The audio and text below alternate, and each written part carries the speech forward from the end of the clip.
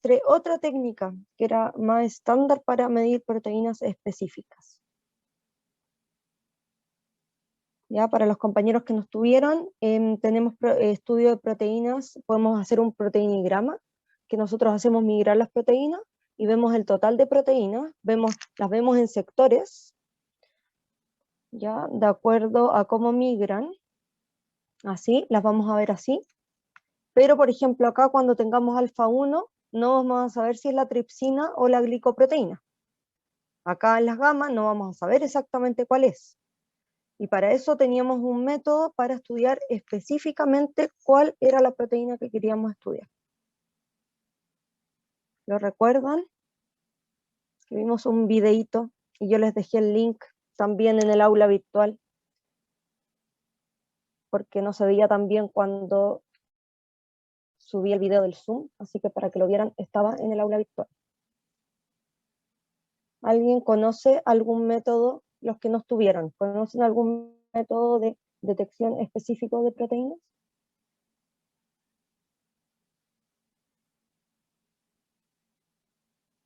Yo hasta les conté una historia de por qué se llamaba así la técnica. Que todo comenzó con un señor que se llamaba, era de apellido Southern. ¿Alguno de los que estuvo lo recuerda?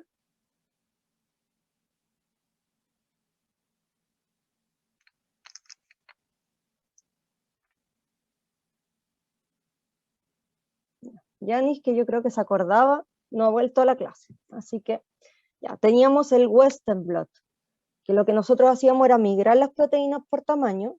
Entonces nosotros podemos detectar la banda de mi proteína de interés porque yo sé cuánto pesa, y después le poníamos un anticuerpo específico y un secundario, y el secundario va a dar una reacción que normalmente igual lo podemos asociar a fluorescencia, pero normalmente lo que se hace es que está unida a una enzima, una peroxidasa, y lo que va a hacer es que, ven, acá teníamos nuestra membrana, nosotros teníamos que pasar de un gel donde migraban las proteínas a una membrana, y la membrana nosotros le ponemos anticuerpos, ¿ya? Y vamos a ver en los anticuerpos el que está con la enzima, nosotros le ponemos un reactivo y deja esta manchita negra, ¿ya? En la membrana hay fluorescencia, y yo les contaba a los compañeros, para los que no estuvieron, que no sé si han visto ustedes en películas, gente que revela fotos en cámaras que son oscuras con una luz roja. ¿Han visto las películas cuando revelan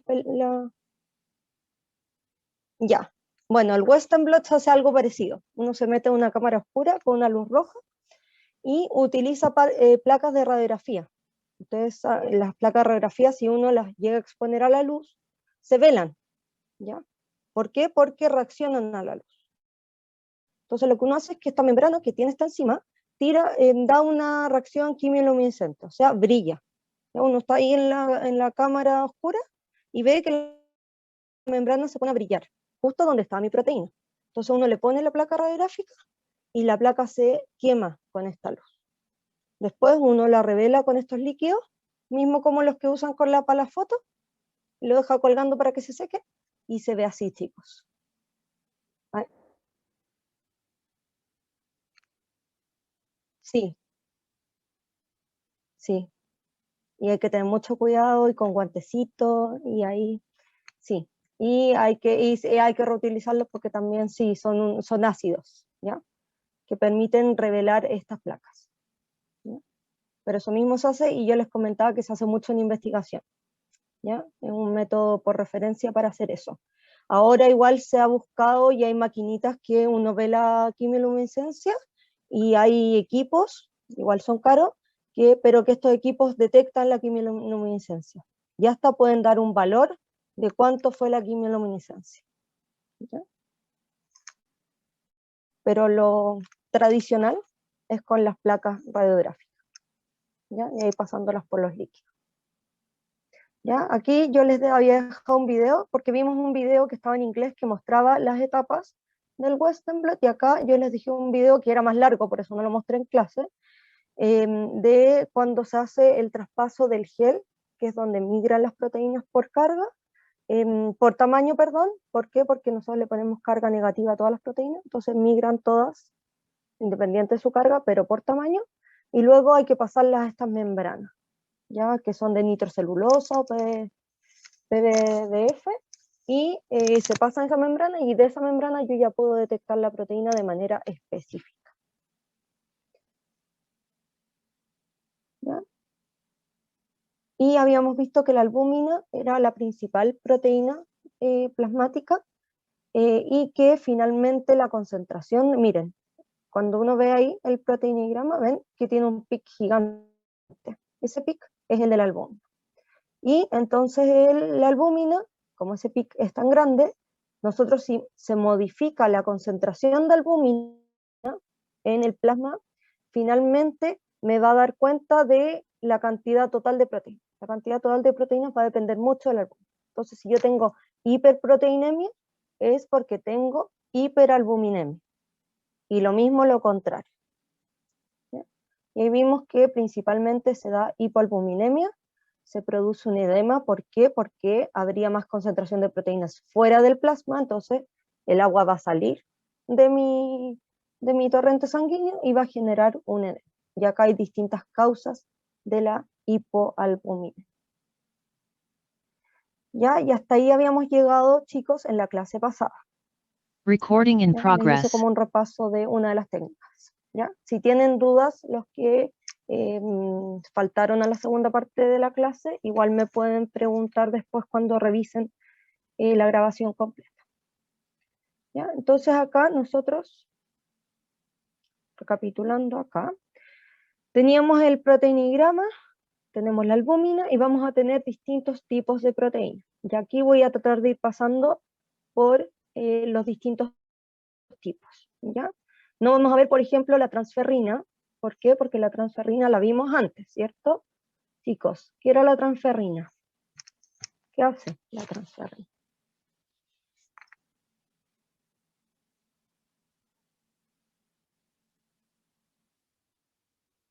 El hierro, súper bien, ¿ya? Entonces, como ya vimos la función, no la vamos a ver en esta clase. ¿Ya? Dentro de las alfa 1 globulinas, porque vamos a tener alfa 1 y alfa 2, de acuerdo a cómo van migrando, ¿ya? Y dentro de la alfa 1 se estudia la alfa antitripsina. Esta es, la tripsina normalmente es una proteasa. Entonces, si tenemos una antitripsina, vamos a impedir que se rompan las proteínas, ¿ya? Y entonces, si tenemos deficiencia de esta alfa 1 antitripsina, vamos a tener lesiones. ¿Por qué? Porque mis proteasas no las logro controlar. Y las proteasas, recuerden que rompemos proteínas. Y va a provocar principalmente en el pulmón enfisemas, o sea que hay daño pulmonar por estas proteasas, que en este caso en el pulmón es la elastasa. ¿Ya? Y esta elastasa, si hay una reacción inflamatoria, se va a liberar, va a empezar a romper la pared alveolar. ¿Ya? Si no la logramos controlar con la antitripsina, porque hay deficiencia, vamos a llevar este enfisema. Y también en niños se puede ver que puede haber una hepatitis, o sea, una inflamación descontrolada en el hígado a nivel neonatal y puede llevar a una cirrosis, ¿ya? O sea, daño hepático crónico en los niños. ¿Cómo se estudia esta alfa 1 antitripsina? Nosotros podríamos verla dentro de las alfa 1, ¿ya? Pero si está disminuida, se me podría confundirla, pero se puede estudiar de manera específica por un inmunoensayo turbidimétrico. Recuerden entonces que agregamos anticuerpos y se genera turbiedad, ¿ya? Y estas son las unidades de medida normales de la antitripsina.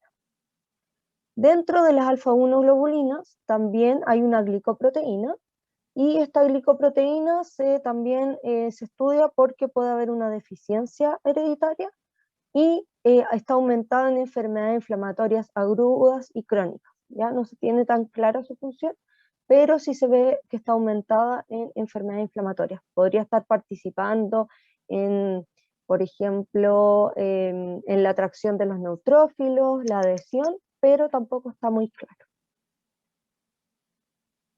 después acá, si ven acá el proteinigrama, acá donde teníamos esta albúmina, y tenemos las bandas alfa 1, alfa 2, beta, acá hay un aumento de la alfa 2. Y dentro del alfa 2 tenemos la aptoglobina. Esta se une con la hemoglobina libre en sangre. Entonces, si hay hemoglobina que estuviera libre en la sangre, la aptoglobina la va a tomar, ¿ya? Y entonces, cuando se rompen los glóbulos rojos, vamos a liberar la hemoglobina, y esta aptoglobina libre va a disminuir. ¿Por qué? Porque se unió a la hemoglobina, ¿ya? Y acá podemos ver que acá está la bandita en este caso. Y acá esta aptoglobina también se va modificando de acuerdo a la edad, y acá tenemos los distintos valores. También es un inmunoensayo turbidimétrico. Y acá tenemos otra que es la macroglobulina, y la síntesis va a estar aumentada a nivel hepático cuando hay un síndrome nefrótico, ¿ya? Nosotros si tenemos un problema en el nefrón, vamos a aumentar la síntesis hepática, pero no se va a poder filtrar. ¿Por qué? Porque es macroglobulina, es muy grande. Entonces finalmente aumenta la síntesis, no la podemos filtrar, entonces se va a acumular en el plasma, ¿ya? Entonces la podemos ver observada. Se observa que está aumentada cuando hay un síndrome nefrótico. Entonces, si queremos estudiar un síndrome nefrótico, podríamos estudiar la alfa 2 macroglobulina. Acá, al otro lado, acá nosotros teníamos que las proteínas migraban por tamaño, ¿ya? Y por carga, ¿ya? Entonces acá en la alfa 2 tenemos la macroglobulina, pero si migra un pelín más, vamos a tener la microglobulina, ¿ya? Es más pequeña, ¿ya? Esto participa en el sistema mayor de histocompatibilidad de clase 1. ¿Han escuchado los HLA alguna vez? ¿O MHC?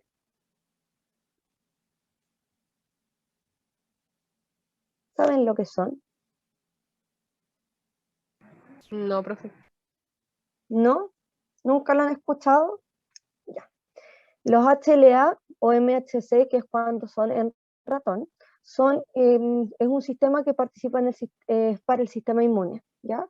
El MH2 y el MH2 participa en la generación, por ejemplo, de anticuerpos, de reconocimiento de antígenos. Es inmunidad más bien adaptativa. Pero el MHC1 es, por ejemplo, yo tengo una célula que entra un virus, entonces tenemos una célula que hay que destruir, ahí tenemos el MHC1. Entonces permite que esta célula que está dañada sea reconocida por el sistema inmune. ¿En qué célula podría entrar un virus, por ejemplo? ¿A qué célula puede entrar un virus? ¿Son específicos? ¿O podrían entrar en cualquier tipo de célula, chicos? ¿Qué piensan?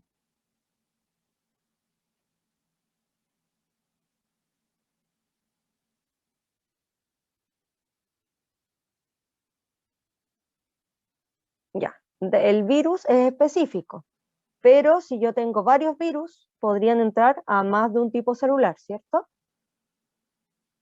Súper bien la respuesta. El virus mío, por ejemplo, el COVID, va a atacar normalmente a células vasculares, va a atacar a células pulmonares, ¿ya?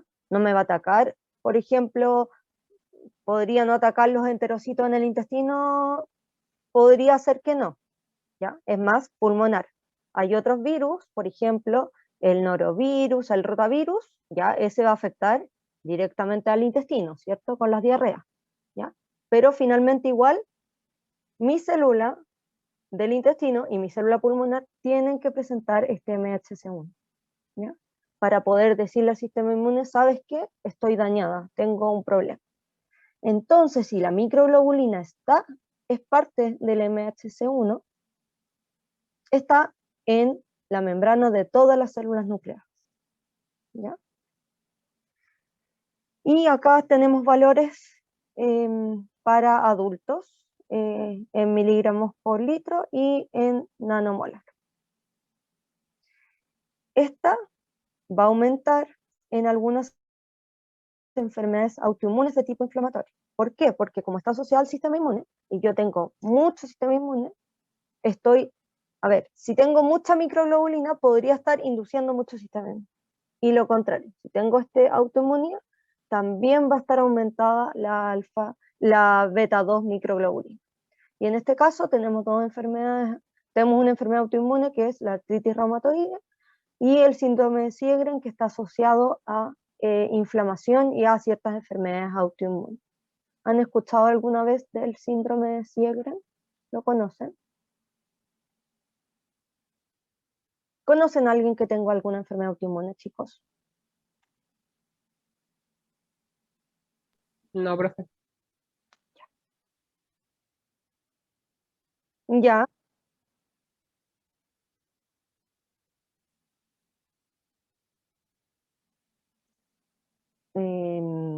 Es que puede ser, no creo que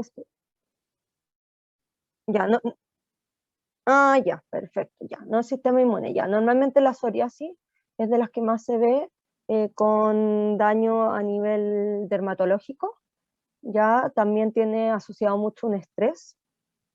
Y acá tenemos una artritis reumatoide que finalmente se van a generar anticuerpos y nuestras articulaciones se van a ver dañadas por el sistema inmune. El sistema inmune va a atacar mis articulaciones, ¿ya? Y en el síndrome de Sjögren lo que tienen es falta de lubricación, por ejemplo, les faltan lágrimas, ¿ya? Tienen que echarse lágrimas porque no tienen esto y también tienen problemas con la saliva, ¿ya? Y es un síndrome que está muy asociado con enfermedades autoinmunes, ¿ya?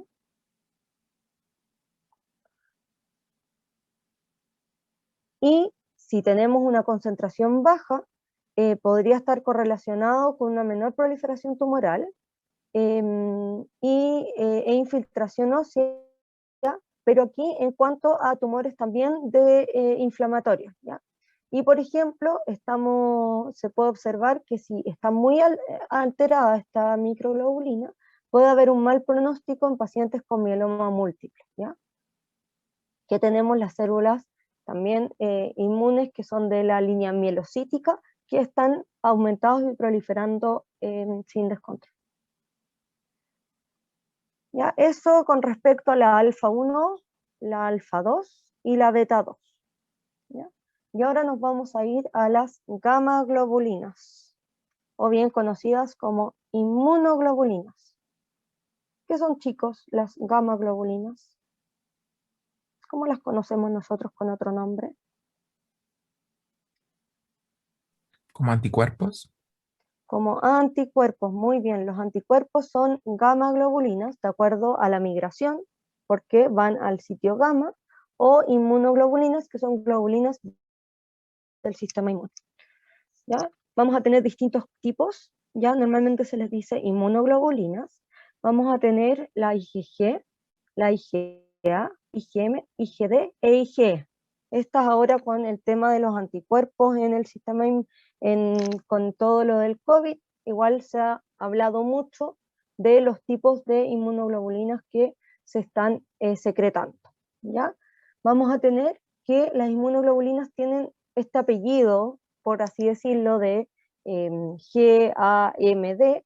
¿Por qué? Porque esta es la formación de las inmunoglobulinas. ¿Se acuerdan que las vimos al principio cuando veíamos las técnicas que nosotros utilizamos el anticuerpo? Ya. Entonces esta es la forma, tenemos esta cadena pesada, ya que es más grande, por eso es más pesada, y esta va a ser la que me va a dar el tipo, si es IgG, si es IgA, IgM, IgD, ¿ya? Y esta parte donde vamos a tener una cadena livianita, que es la capa y la lambda, unida a esta cadena pesada, acá, como vamos a unir acá el antígeno, es donde va a dar la especificidad. Entonces yo puedo tener, por ejemplo, una IgG contra una de las proteínas del COVID. Pero también podría tener una IgM contra esa misma proteína. ¿Por qué? Porque la función de la inmunoglobulina va a ser distinta. pero está detectando lo mismo, ¿ya? Normalmente vamos a tener las IgM que van a estar en la membrana de mi célula B, ¿ya? Mi célula B tiene este receptor, que es una IgG, que es una IgM, ¿ya? Y va a ser la primera que va a reconocer a estos antígenos que vienen de afuera, ¿ya? Y va a ser la primera que se va a sintetizar. Acá dice pentámero, pero eso es cuando ya está a nivel soluble, cuando yo secreté la IgM, ¿ya? En membrana es un monómero, ¿ya? Y después vamos a empezar a generar la IgG, que va a ser más específica. Nosotros después necesitamos que este anticuerpo que reconoció a esta proteína se haga cada vez más específico, más afín, y para que genere una mejor respuesta, ¿ya? Nosotros, por ejemplo, en el tema de las vacunas, nosotros generamos una inyección, le presentamos a mi cuerpo, mira, sabes que esta es la proteína del COVID, ¿ya? La reconocemos por el IgM, pero después este anticuerpo tiene que volverse mejor aún y quedar de memoria, para que si yo me llego a exponer al COVID de nuevo, voy a tener una respuesta mucho mayor, ¿ya? Y vamos a tener también, entonces las clásicas son la IgM, IgG, podemos tener también, la IgD también se muestra un poco en principio, y la IgA, que es antimicrobiana y que está más en el sistema digestivo, y la IgE, que son las antialérgicas. Entonces, si alguna vez ven algún ensayo de que uno ve si es alérgico, por ejemplo, al huevo, a la leche, uno va a estudiar las IgE, porque las IgE son las que están participando en la reacción antialérgica. Y acá les muestro un ejemplo, no sé si ya alguno se ha podido ir a vacunar, pero ya va a tocar luego. Acá tenemos las inmunoglobulinas para anticuerpos anti-SARS-CoV-2. Tenemos acá contra la nucleocápside y acá contra la proteína Spike 1. ¿Ya? Aquí tenemos que esta persona, este es un ensayo real, no tiene nombre, así que lo pude tomar sin permiso. Porque recuerden la confidencialidad del paciente, ¿ya?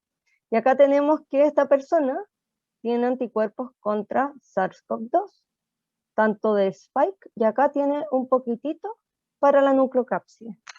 ¿Ustedes creen que esta persona está vacunada o no está vacunada?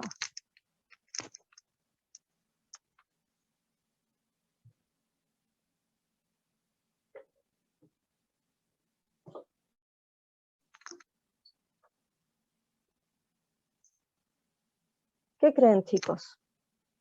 Esta persona tiene anticuerpos contra el SARS-CoV-2 a nivel Spike y un poquitito la nucleocápside. ¿Creen que está vacunada o no?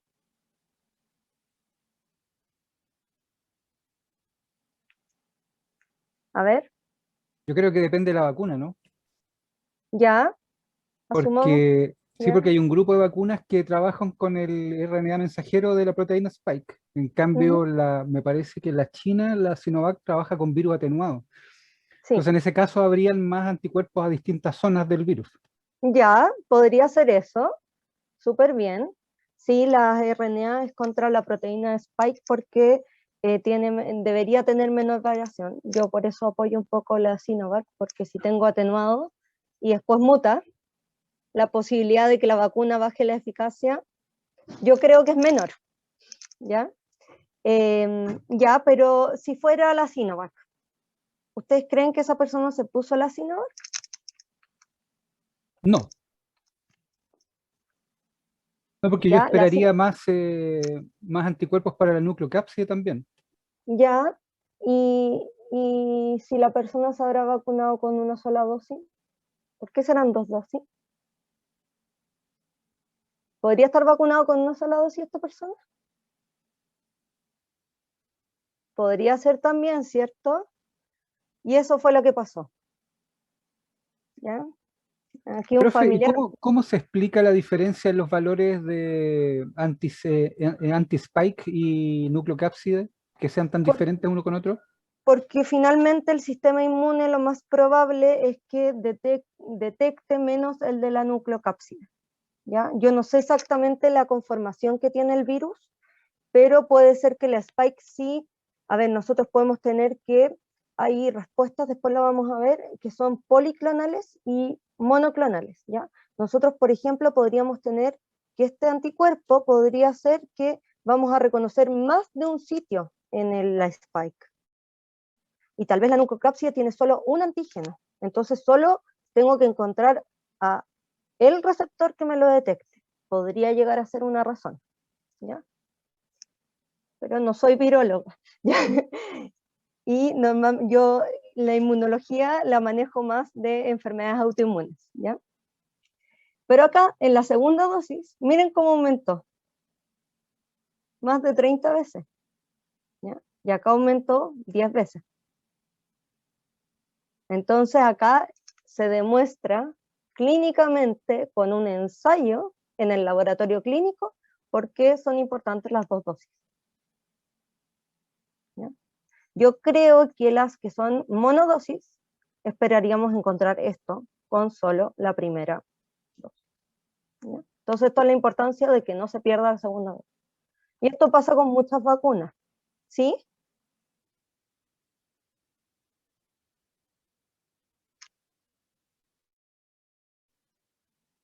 Podría ser perfectamente, pero ahí también están los estudios que no sabemos cuánto dura la inmunidad, ¿ya? Tal vez puede ser que esta persona, esto fue después de la segunda dosis, ¿ya? Que fue en febrero. No sé si ahora estos anticuerpos cuánto hayan bajado.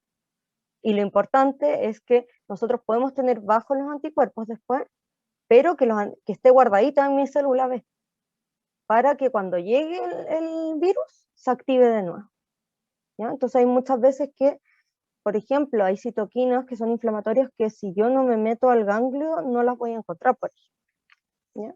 Pero esto es justo después de la segunda, en los 14 días después de la segunda dosis. Y ahí ya generamos una respuesta de inmunoglobulina. Y estas ya existen, ya estaban, ya están, ahí quedaron guardadas.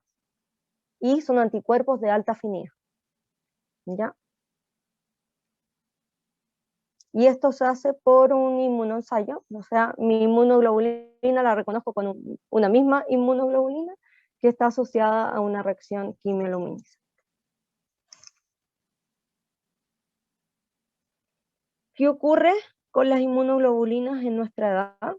Miren, acá, por eso también la importancia de la leche materna. Nosotros, esto es durante la gestación, las guaguas van a tener la IgG materna, eso las va a proteger. Pero después, esta IgG, que son las más específicas, ¿ya? Es la que nosotros generamos. ¿Por qué? Porque nos expusimos a los virus, expusimos a las bacterias, ¿ya? No sé si han escuchado hablar ustedes de la teoría de la higiene. Ya. Hay una teoría que dice que nosotros nos estamos enfermando más porque tuvimos exceso de higiene. Entonces todo limpio, la guagua se cayó 2 segundos el chupete al suelo y hay que lavárselo al tiro, no puede jugar con la tierra. Entonces ese exceso nosotros no empezamos a generar las respuestas normales que deberíamos tener. Nosotros tenemos que exponernos, ¿ya? No nos vamos a exponer acá, claramente con el COVID hay que evitarla porque nos podemos morir. Pero el resfrío común, por ejemplo, lo que ocurre con la peste cristal. ¿Qué dicen con la peste cristal, chicos? Si se contagia una persona, un niño, ¿hay que aislarlo o hay que juntar a todos los niños?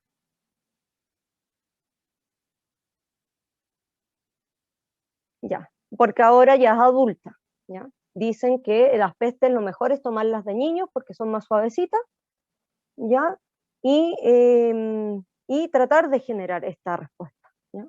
Igual ahora contra la peste cristal hay una vacuna, ¿ya? Pero como no es una enfermedad de mayor riesgo, es voluntario, ¿ya? El Programa Nacional de Vacunas está hecho para enfermedades con alta mortalidad, ¿ya?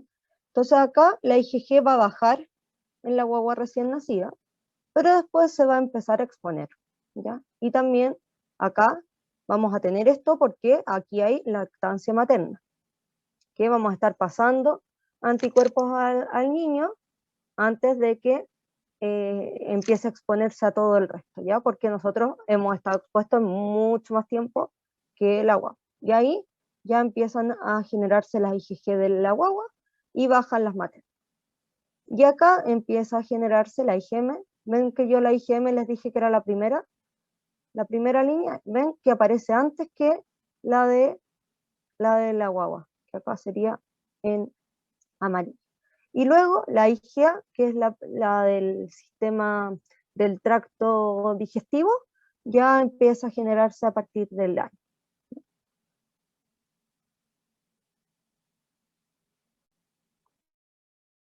Entonces nosotros podemos tener, además de, acá yo les mostré las inmunoglobulinas específicas, pero podemos tener hipogamaglobulinemia, o sea, todas nuestras IgG pueden estar disminuidas, en particular IgM, IgG, ¿ya? Y podemos tener, por ejemplo, de manera fisiológica, cuando uno nace, tiene baja, entonces ahí no sacamos nada con estudiar la gamma-globulinemia porque lo más probable es que esté muy baja, ¿ya? De manera genética puede haber una inmunodeficiencia combinada grave, ¿ya? ¿Por qué? Porque no estamos generando, de manera genética no se generan las inmunoglobulinas, ¿ya? Si no se generan, son estos niños que deben, como de cristal, ¿ya? Que no pueden, que tienen que vivir como en burbujas, ¿por qué? Porque tienen una inmunodeficiencia, ¿ya? Igual hay tratamientos de gamma globulina que se puede inyectar gamma globulinas, ¿ya? Y también por malnutrición, algunos tipos de cáncer, infecciones, por ejemplo, el VIH. El VIH uno no se muere del VIH, sino que uno se muere, ¿por qué? Porque mi linfocito T, que avisa que está la infección, el virus lo infectó este tipo de células, entonces no puedo generar los anticuerpos. ¿Por qué? Porque este linfocito T que hace que el B se active, lo tuvimos que matar. ¿Por qué? Porque estaba infectado con el virus del VIH, ¿ya? Y hay algunos fármacos inmunosupresores, por ejemplo, en enfermedades autoinmunes que tenemos exceso de esto, podemos disminuir las inmunoglobulinas. Y también si hay síndromes nefróticos donde perdemos proteínas, claramente también una de las proteínas que vamos a perder son las inmunoglobulinas. Y en la hipergamaglobulinemia, ¿ya? Que acá en el proteinigrama, acá ahí tenemos la albúmina, acá vamos a tener muchas gamma globulinas. ¿En qué situaciones podemos tener exceso de gamma globulinas, chicos? O muchas. ¿Cuándo creen?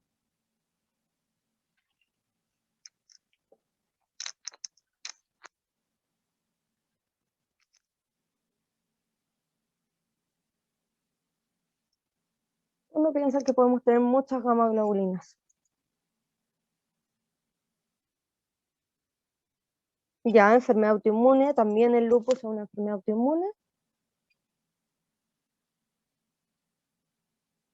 Ya, y ahí hay anticuerpos, por ejemplo, contra DNA, o sea, ahí vamos a matar directamente a mis células a través del DNA, ¿ya? ¿Dónde más?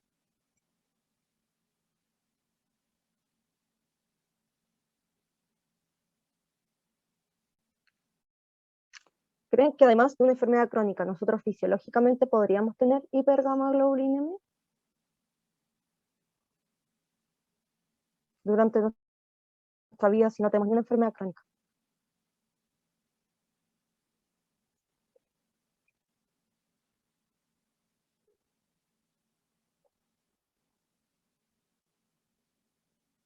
¿Qué creen? ¿Solo la enfermedad autoinmune?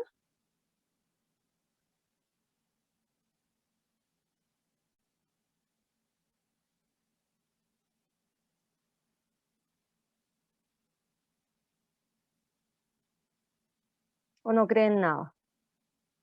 Solo en las enfermedades autoinmunes hay hipergamaglobulinemia.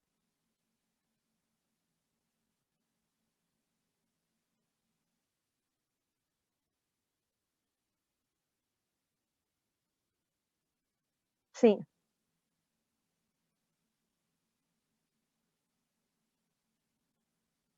Si yo estoy con un resfrío, ¿ustedes creen que hay hipergamma globulinemia?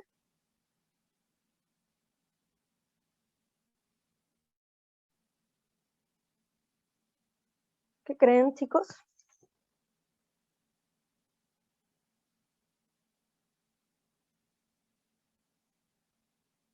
¿Que sí o que no? Con un resfrío.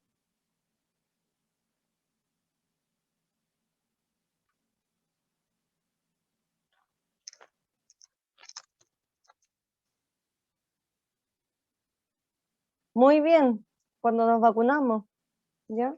Hay hipergamaglobulinemia, están altos en este caso, ¿ya? Enfermedades infecciosas, sean agudas o crónicas. Nosotros normalmente no lo vamos a poder ver. ¿Por qué? Porque para un resfrío me voy a ir a hacer exámenes de cómo están mis anticuerpos. ¿Me los voy a hacer o no, chicos? No, ¿cierto? Pero obviamente van a aumentar, pero va a ser transitorio, ¿ya? En una enfermedad autoinmune y también cuando tenemos hepatopatías crónicas, ¿ya? Mi hígado acá también va a estar participando porque acuérdense que ahí también hay metabolismo, entonces si tenemos una falla a nivel de hígado también va a aumentar las gamma globuli, ¿ya?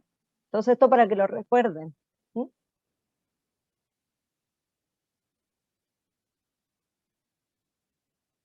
Se podrían ver aumentados si, por ejemplo, tuviéramos un linfoma por ejemplo, de células B, ahí tenemos un aumento de la proliferación y podríamos tener mayor secreción de anticuerpos. ¿Ya? O, claro, o podríamos, no, principalmente sería eso, de un tumor de células B. ¿Ya? ¿Por qué? Porque ahí mi célula productora está aumentada.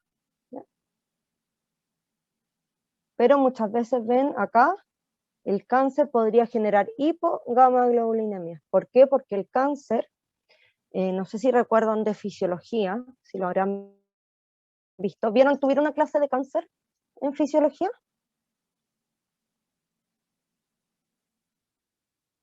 A ver, ¿alguien si recuerda que si tuvieron la clase de cáncer? Porque yo sé que la fisio de ustedes es distinta que la que yo hago, pero quiero saber si tuvieron la clase de cáncer. Parece, dice Yanis. Cristian, ¿se acuerda o no se acuerda? Creo que sí, profe. Ya. ¿Creen que sí? Ya. Entonces, alguna noción hay. Ya. Las células tumorales tenían que tener varios mecanismos para lograr escapar y sobrevivir. ¿Se acuerdan que si una célula está dañada, va a morir, ¿cierto? Vamos a tener la muerte celular programada, la apoptosis, va a morir. La célula cancerígena no le interesa morir, sobrevive. Genera angiogénesis, lleva vasos sanguíneos, ¿ya? Por ejemplo, también lo vimos cuando estábamos con el tema de la glucosa. Había hipoglicemia, por ejemplo, en cáncer. ¿Por qué? Porque mi célula cancerígena tiene que crecer, necesita glucosa. Toma glucosa. Uno de los ensayos que se utilizan, que son en las resonancias magnéticas, nosotros podemos ver la captación de glucosa, ¿ya? En nuestro cuerpo. Y si esta está aumentada, puede indicar un tumor. ¿Por qué? Porque ese tumor está consumiendo mucha glucosa. Y en este caso, como estamos viendo las inmunoglobulinas, el cáncer también tiene que evadir al sistema inmune. Tiene que evitar que el sistema inmune se active.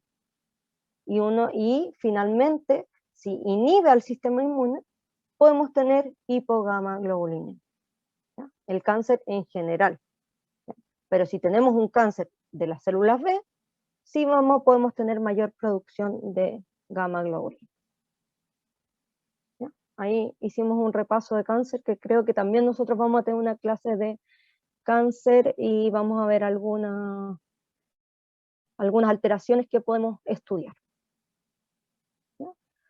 Y finalmente con las gamma globulinas vamos a tener que existe esto que se llama la paraproteína. Esto es, nosotros tenemos un clon. Cada clon del linfocito B es un linfocito que tiene un receptor solo para un antígeno, cada linfocito. ¿Ya? Entonces ese linfocito es el que va a proliferar y va a generar este anticuerpo. Va a ser solo específico para un antígeno, ¿ya? Entonces es un clon. ¿Ya? Dice la mayoría de las veces células plasmáticas. ¿Por qué?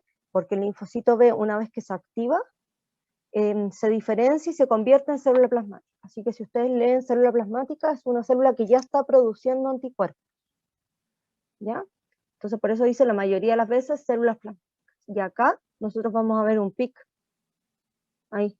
¿Ven que acá era lo normal del proteinigrama? Acá vamos a ver un pic.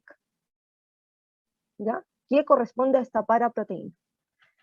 Como todas las moléculas son idénticas, van a ser para el mismo antígeno, vamos a tener la misma especificidad, la misma función, se va a ver una banda bien definida. Y en la región gamma, porque es donde están las gamma globulinas. Y igual podría ser especial si es que es IgA o IgM, y si esta se acomplejara con otra proteína del plasma, ¿ya?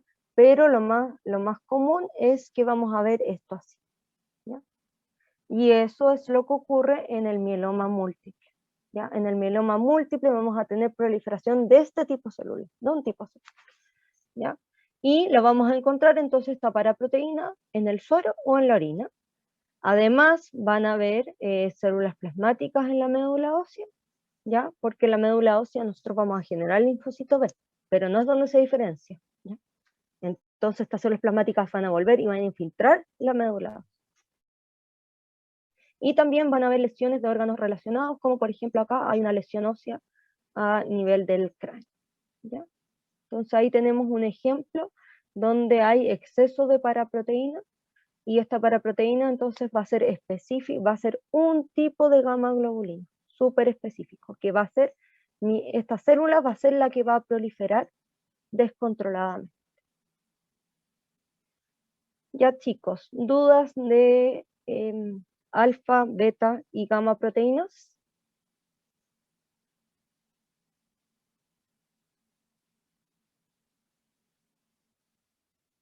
Súper. Entonces vamos a seguir con otro de los estudios que se hacen en proteínas plasmáticas, y son las enzimas. Las enzimas las voy a pasar así, nomás. Después vamos a ir viendo a lo largo de lo que queda del curso si logramos ver las enfermedades hepáticas, pero se las tengo que dejar presentadas para que sepan que se estudian, ¿ya? ¿Y por qué se estudian enzimas en plasma? ¿Qué ocurre? Si hay un daño a nivel de mis células, ¿ya? O hay mucha proliferación celular, estas enzimas van a escapar del tejido y van a llegar al plasma. Entonces, como van a estar en el plasma, voy a generar un aumento de estas enzimas, ¿ya? Y vamos a tener, estas muchas veces se ven en los perfiles hepáticos. Entonces podemos ver que está la alanina aminotransferasa, ¿ya? Y esta indica una lesión hepatocelular, ¿ya? Por otra parte tenemos la fosfatasa alcalina. Estas se elevan en enfermedades como la colestasis o colestasia, y marca también la actividad osteoblástica en enfermedades óseas, o sea que estamos generando más hueso del que debiéramos, ¿ya? ¿La colestasia la han escuchado alguna vez, chicos?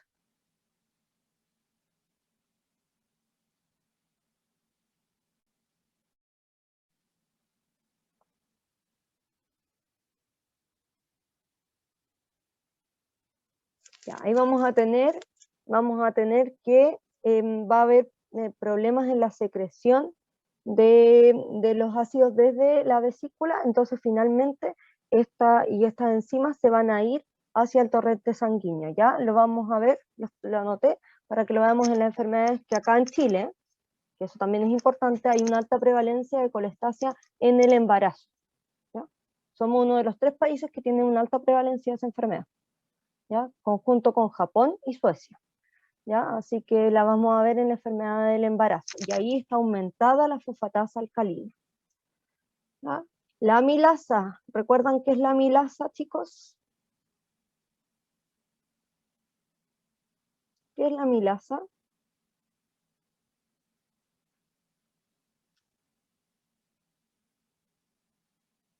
De las clases de digestivo. Recordemos. ¿Qué será? Es una enzima, ¿ya? Y termina en asa. Por lo tanto, ¿qué hace? Destruye la glucosa, dicen por acá. ¿Destruirá la glucosa? ¿La glucosa la podemos destruir? ¿Podemos destruir la glucosa, chicos? ¿Con una enzima?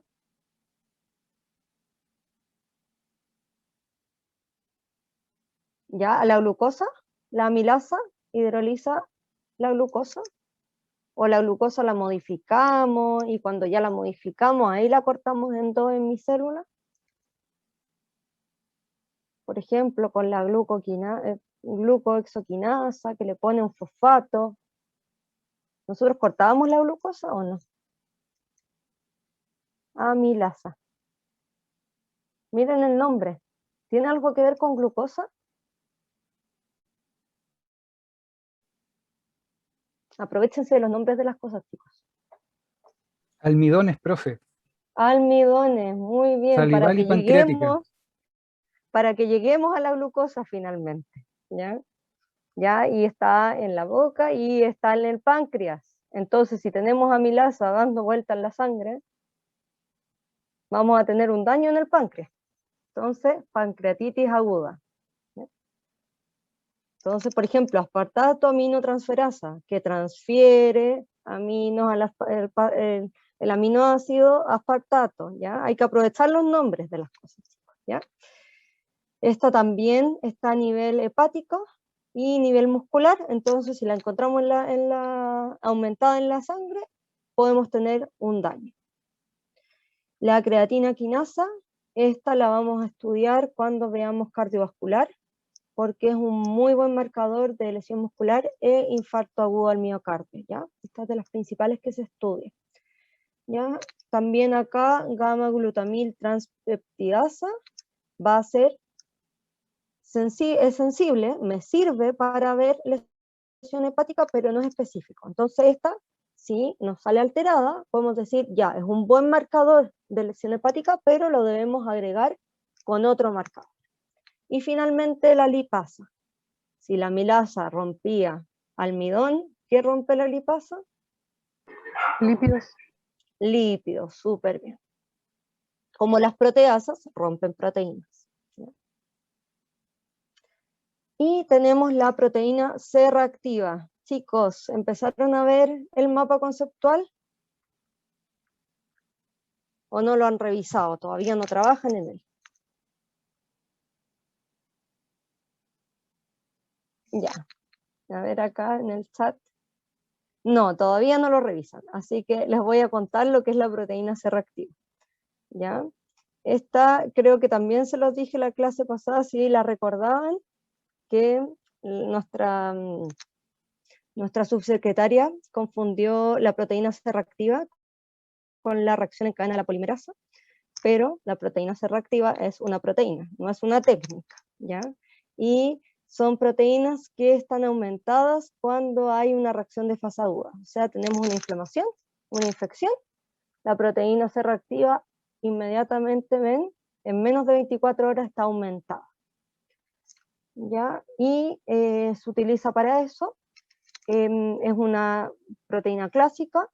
Esa es la gracia, que aumenta rápida y acentuadamente. Ven que acá hay otras proteínas que van a aumentar después de las 24 horas. Entonces acá podemos hacer una pesquisa bastante temprana viendo esta proteína.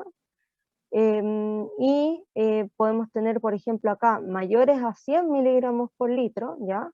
Vamos a tener, por ejemplo, un traumatismo muy grande, o sea, vamos a generar una inflamación gigantesca, o infecciones severas que podemos llegar a una sepsis. Entonces igual hay que, como nos sirve pesquisar una infección temprana, podemos también actuar tempranamente viendo esta proteína C. Lo malo que podría tener es que no vamos a saber por qué, ¿ya?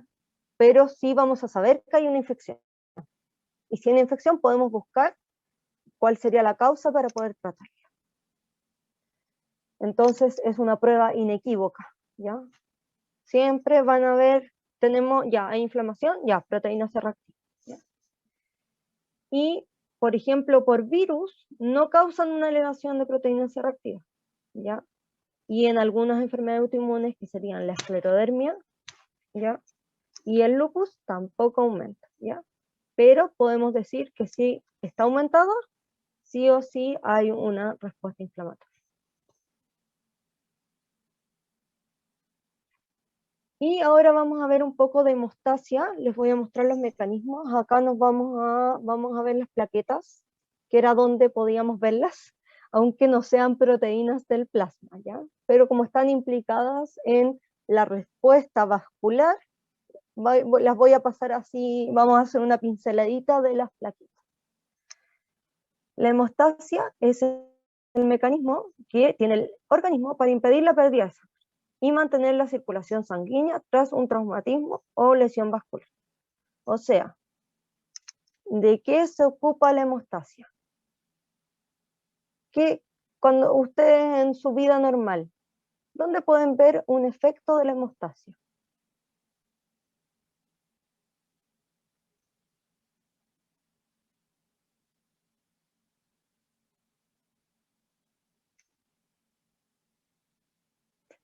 Súper bien, Yanis, ¿cierto? Sí, Yanis, muy bien. Las costras. Si yo me hago un corte, yo no puedo perder sangre eternamente por el corte. Tengo que generar una costra, tengo que generar un coágulo. ¿Por qué? Porque yo tengo que mantener mi circulación sanguínea.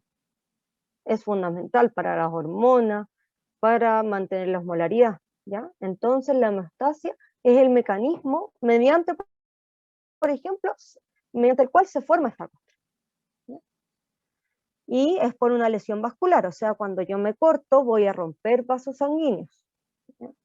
Y van a haber 4 sistemas. Primero, vasoconstricción. Yo no necesito que ocurra lo de la inflamación, que hay vasodilatación, llega más sangre, no. Necesitamos que llegue menos sangre. ¿Cómo lo hago? Vasoconstricción. Además, van a actuar las plaquetas que se van a adherir al colágeno que va a quedar expuesto en esta ruptura. Vamos a formar fibrina, vamos a generar fibrina, esta proteína que va a generar la cicatrización. Y luego que ya se reparó este daño, vamos a disolver el coágulo o fibrinolisis, ¿ya? Entonces la fibrina va a generar que nosotros mantengamos mi vaso sanguíneo hasta que luego se vaya reparando. Y vamos a tener un equilibrio. Nosotros no podemos tener exceso de coagulación o falta de coagulación. Entonces tiene que haber un equilibrio entre las plaquetas y sus productos, y también los factores plasmáticos, o sea, van a haber proteínas que además de mis plaquetas van a participar en toda esta hemostasia. Y podemos tener 2 defectos. El principal es la hemorragia, ¿ya? Puede haber hemorragia a nivel de piel, que es lo que se llama púrpura, o en las mucosas. La epistaxis. ¿Saben lo que es la epistaxis, chicos?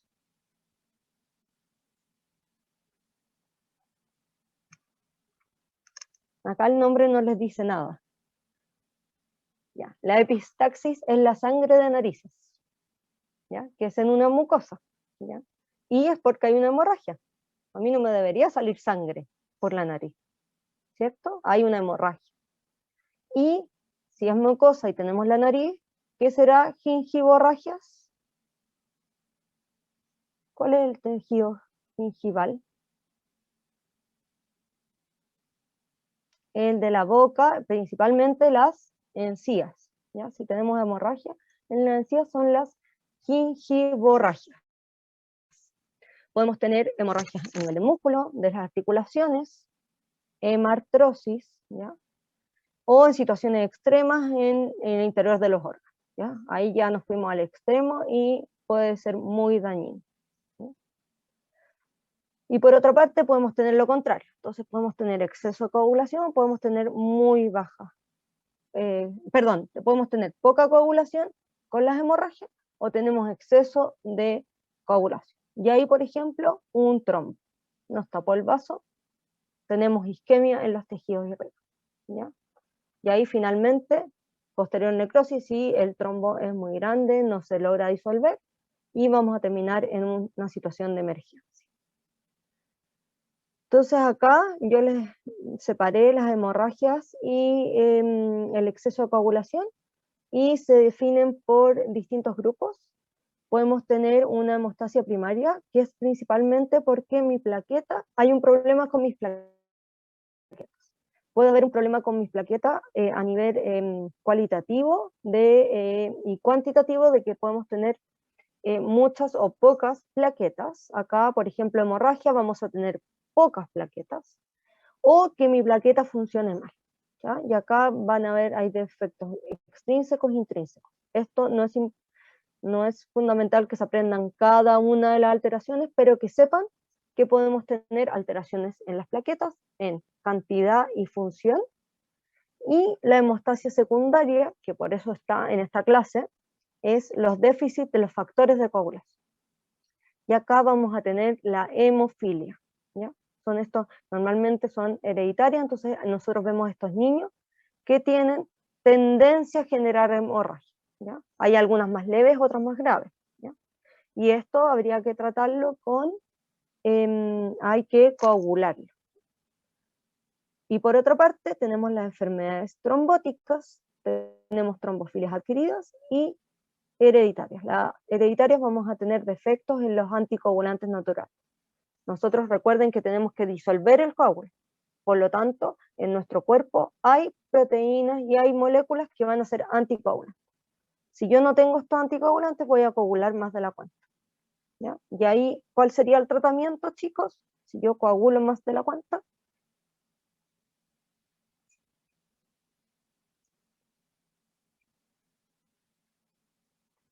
¿Cuál creen que es el tratamiento del exceso de coagulación? Anticoagulante. ¿Y qué anticoagulante conocen ustedes?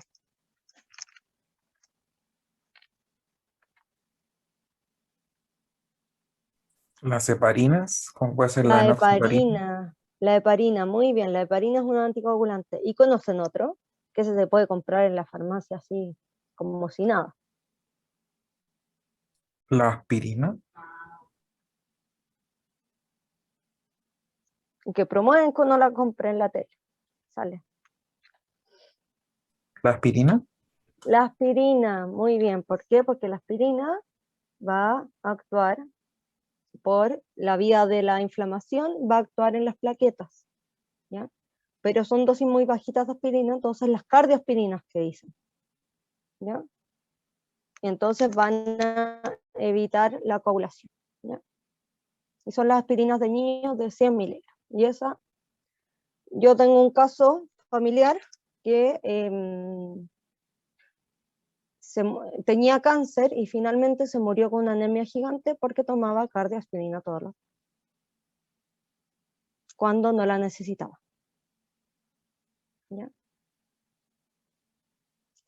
Bueno, la cascada de coagulación, ¿cómo ocurre esto? ¿Ya?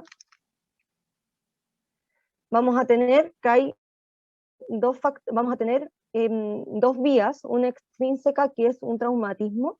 Acá se va a formar el factor tisular. Y acá son cascadas, ¿por qué? Porque estos factores, vamos a tener estas proteínas que van a ir cambiando y se van a ir activando por acción del anterior, por ejemplo, acá. ¿Ven? Entonces tenemos esta, pasa a esta activada, y esa activada va a generar que el factor 11 se convierta en factor activado, que va a actuar sobre el factor 9, que lo va a convertir en factor 9 activado. Entonces así vamos a ir bajando en cascadita, ¿ya? Tanto en la intrínseca como en la extrínseca. Y vamos a llevar finalmente una vía común. Acá vamos a tener un traumatismo, factor tisular, que del factor 10 vamos a formar el factor 10A, que hace que la protrombina se convierta en trombina, ¿ya? Que trombo va a generar el coágulo, ¿ya? ¿Y cómo lo hace? Que desde el fibrinógeno se forme la fibrina, y la fibrina es la que me va a generar finalmente este coágulo, ¿ya? Y por la vía intrínseca, si nosotros tenemos un roce por contacto, por ejemplo, con los fosfolípidos acá, que van a participar, también se va a activar esto. Y acá está el calcio, chicos. ¿Se acuerdan que el calcio era tan importante? Bueno, en falta de calcio, vamos a tener también problemas de coagulación. ¿Cómo podemos estudiar la hemostasia? Podemos hacer recuento de plaquetas, también podemos ver formación de coágulos, agregación plaquetaria in vitro, ¿ya? Y con respecto al recuento de plaquetas, este viene en un hemograma común y corriente, o sea, se puede estudiar fácilmente en un contador hematológico. Lo importante es que sea con anticoagulantes, ¿ya? Porque si no vamos a tener ahí la plaqueta con la fibrina, vamos a tener coágulo y no vamos a ver nada. Tiene que tener anticoagulantes. Y lo normal es entre 150.000 a 400.000 plaquetas. Y vamos a tener distintos tiempos de sangría y de distintos factores y proteínas que están participando en esta cascada de coagulación. Aquí yo les voy a mostrar el tiempo de sangría. ¿Qué creen ustedes que es un tiempo de sangría?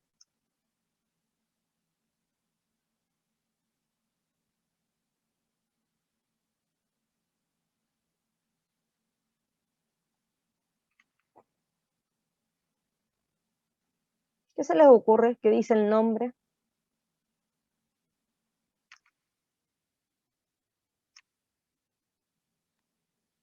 Perfecto, tal cual. ¿Cuánto tiempo se demora en dejar de sangrar?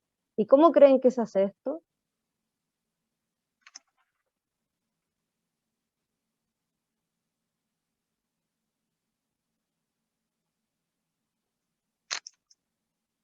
¿Cómo creen? Uno ve cuánto.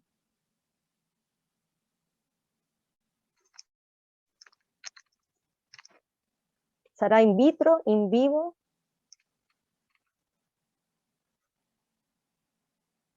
Yo creo que es in vivo, profe. In vivo, ¿cierto? Entonces vamos a generar, y bien como dice Yanis, alguna lesión superficial. ¿Ya? Acá tenemos esto, que es un instrumento que permite hacer estos cortes. Vamos a mantener la presión constante de sangre, porque si hay mucha presión, se me podría escapar mucha la sangre.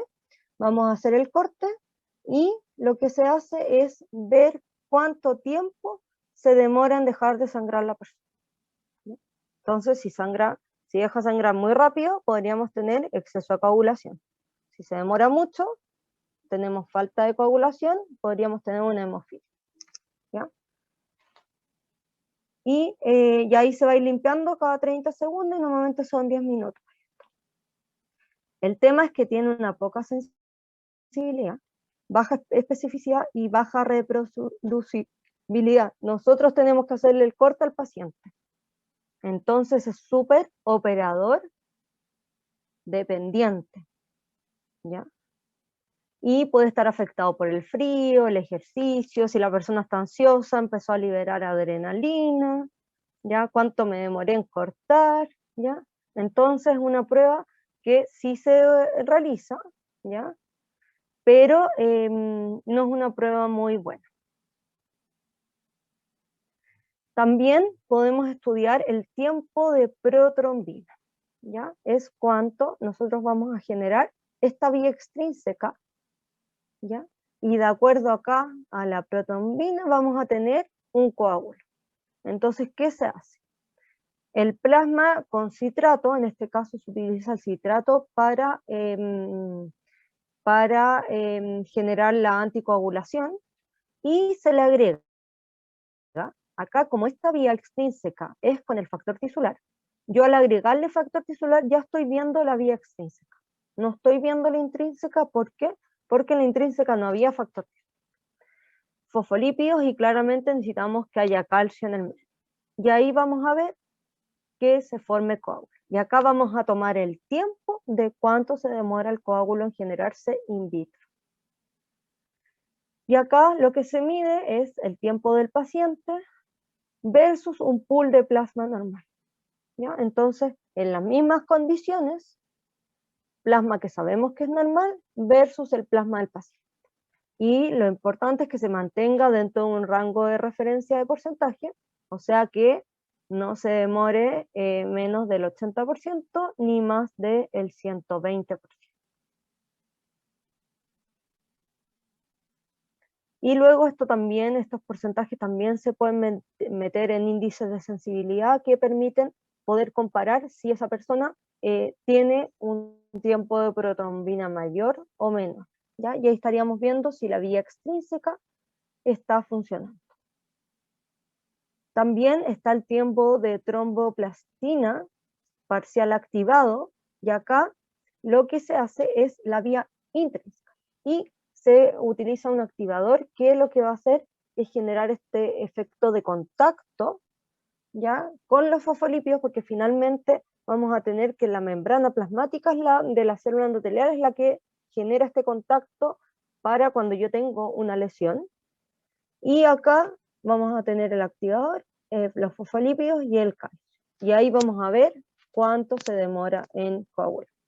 Y aquí en este caso los intervalos de referencia en segundos, y es entre 25 a 35 segundos se tiene que demorar en formarse coágulo, ni más ni menos.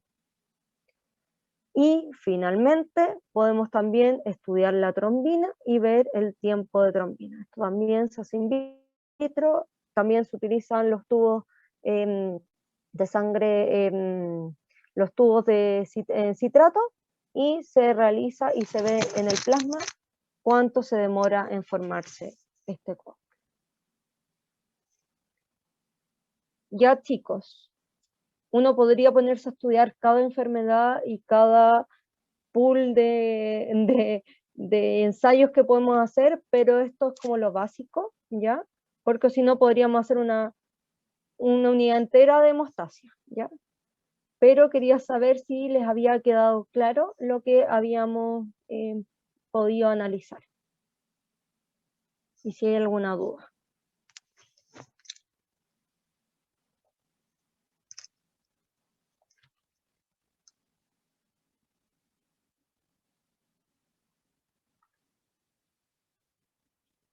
Perfecto, ya.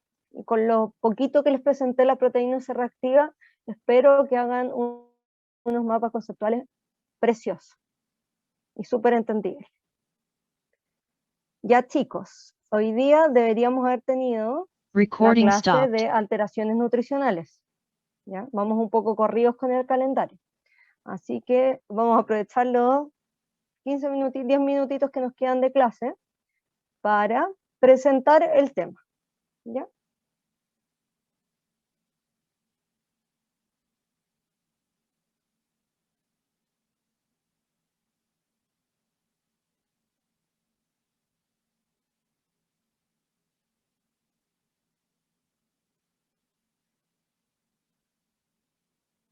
Recording in progress. Ya, chicos, entonces, vimos proteínas, vimos la glucosa. ¿Qué otro nutriente creen que no hemos visto? Que no hemos repasado, que no le hemos dado una vuelta.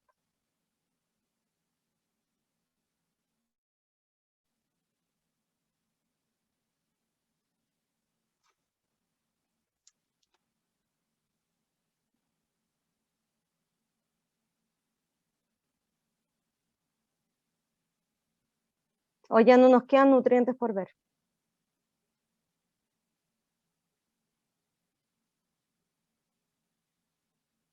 Y nos saltamos esta clase. Y nos vamos a los tóxicos. ¿Qué creen que no le hemos dado una vuelta?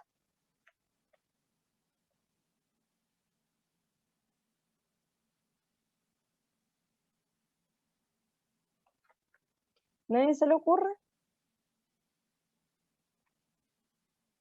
¿Qué nos falta?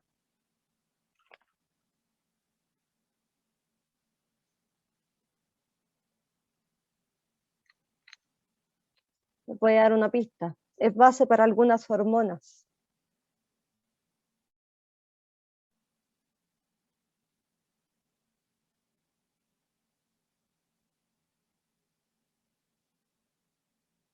¿O no sirvió la pista?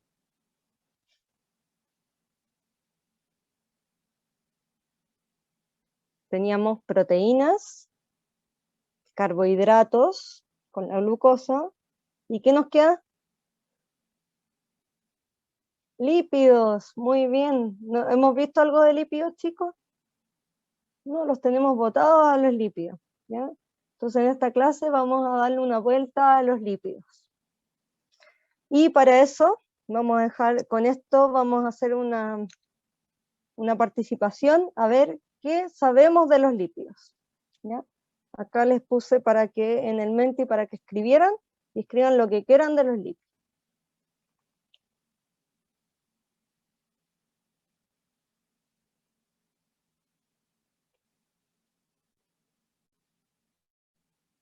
Me dicen si les funciona, chicos.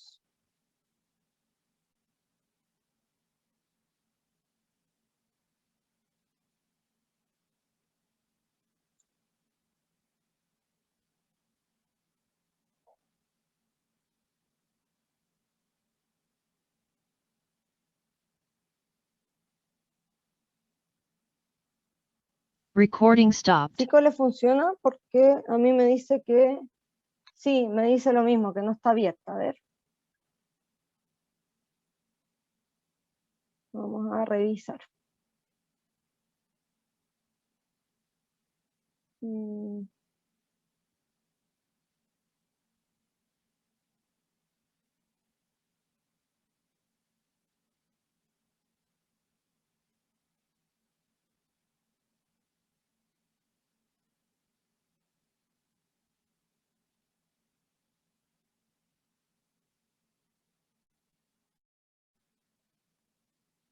Vamos a...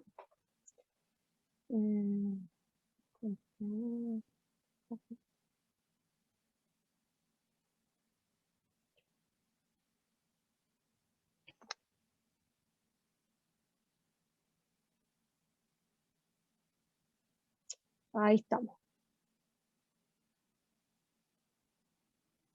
Chicos, ¿me dicen si ahora les funciona? Perfecto.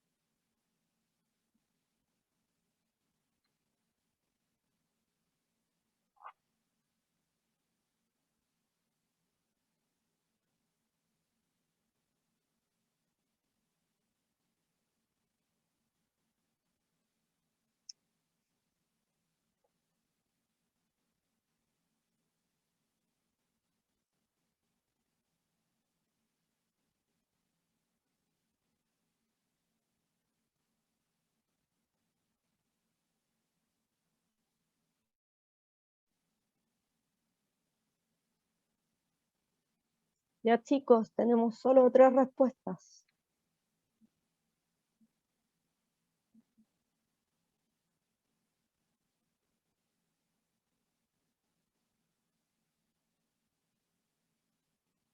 Lo que quieran poner, recuerden que no estaba con nombre y apellido.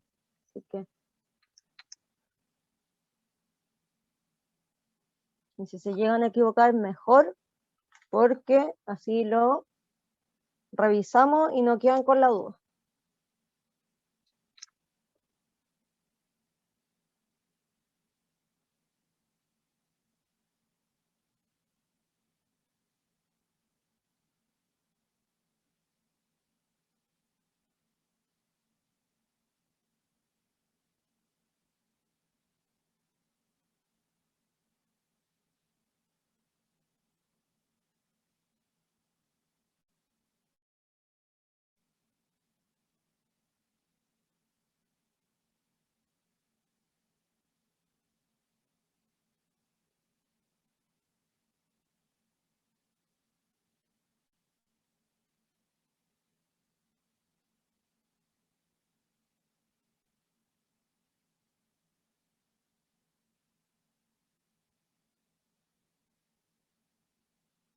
Ya vamos a dar un minutito más.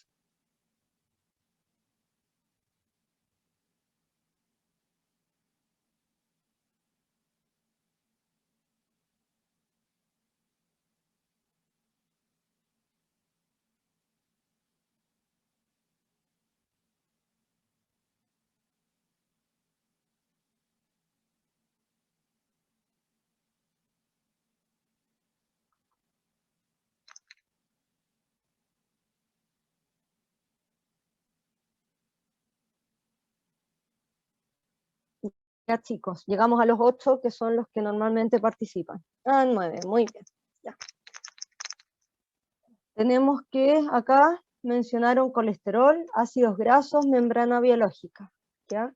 Bien, el colesterol, los ácidos grasos son lípidos y están participando en las membranas biológicas. ¿Ya? Súper bien acá, se almacenan en forma de grasas, tejido adiposo, son uno de los componentes de la membrana plasmática. En la membrana plasmática, recordemos, tenemos fosfolípidos, tenemos colesterol. ¿Ya? Por lo tanto, debemos tener una dieta sin colesterol. Recording in progress. ¿Es buena una dieta sin colesterol? No. No, pero el problema es cuando lo comemos en exceso. ¿Ya? Acá, muy bien, existen tipos de lípidos como el colesterol. Acá dice, encontramos los esteroides. ¿Ya? Los esteroides es la base del colesterol, es la forma, la estructura química del colesterol. ¿Ya? Pues cuando uno dice una hormona esteroidal, es porque tiene la estructura del colesterol. Entonces el colesterol podemos decir que es un esteroide. ¿Ya? Y acá se encuentran con las hormonas. ¿Por qué? Porque la hormona esteroidal es en base a colesterol. Entonces, la forma química, la estructura química es un esteroide. ¿Sí? Fuente de energía a largo plazo. Súper bien, normalmente ahí tenemos los triglicéridos, que es donde vamos a almacenar. Son insolubles en agua. ¿Ya? Entonces, ¿podrán viajar por el torrente sanguíneo fácilmente?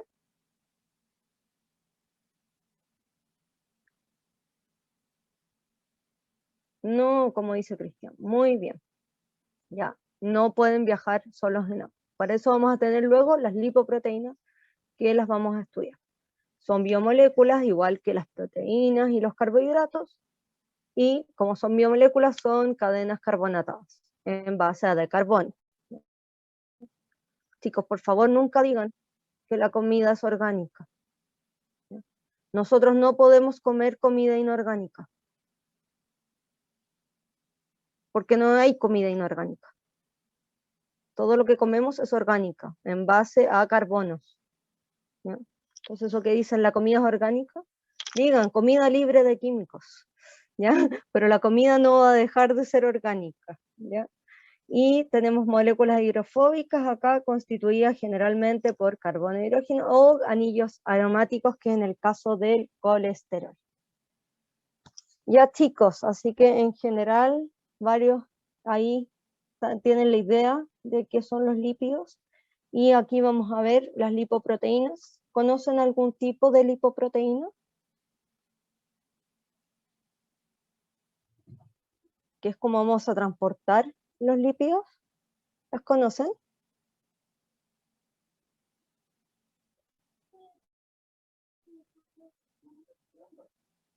¿O las conocen y no saben que las conocen?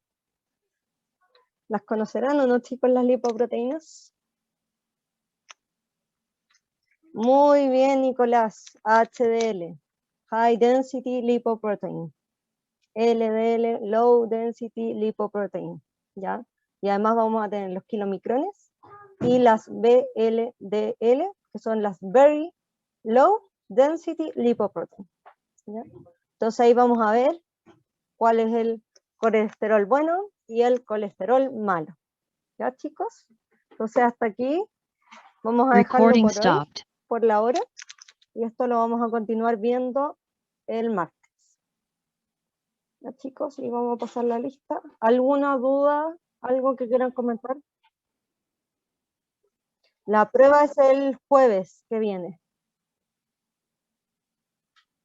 Deberíamos, sí, deberíamos ver hasta lípidos deberíamos haber alcanzado a pasar toxicología, ¿ya? Pero dejémosla para la solemne 3, ¿ya? Porque lo que alcancemos a ver va a quedar muy cortado, ¿ya?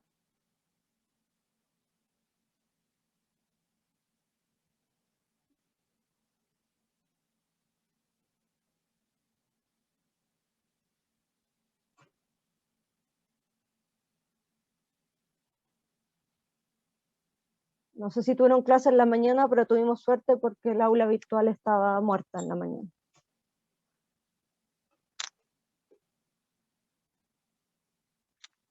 Ya chicos, Gustavo Alfaro, Presente. Catalina Alfaro, Presente. Sadi Aliaga, Krishna Araneda. Krishna está por ahí. Nicole Castro, Presente, profe. Yanis Cofré, Millaray Durán, Presente, profe. Presente. Sebastián Garcés, Presente. Cristian Ibarra, Javier Ibarra, Presente. Álvaro Jiménez. Álvaro, Presente, profe. Nicole Leiva,